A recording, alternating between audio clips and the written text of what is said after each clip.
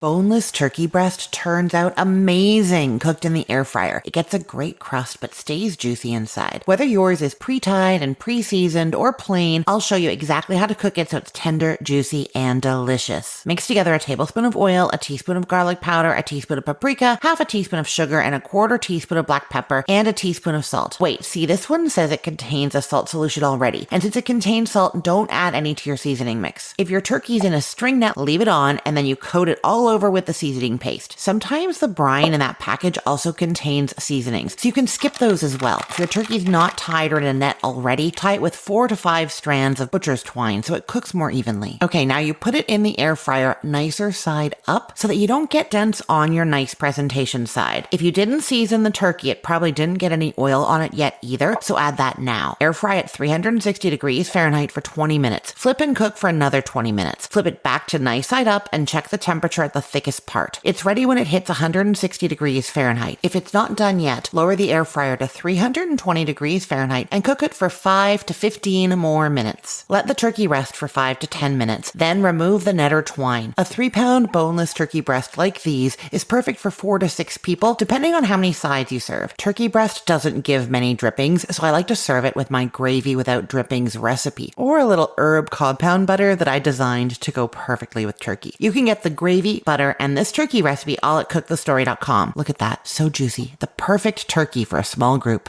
Get more taste easy recipes at cookthestory.com.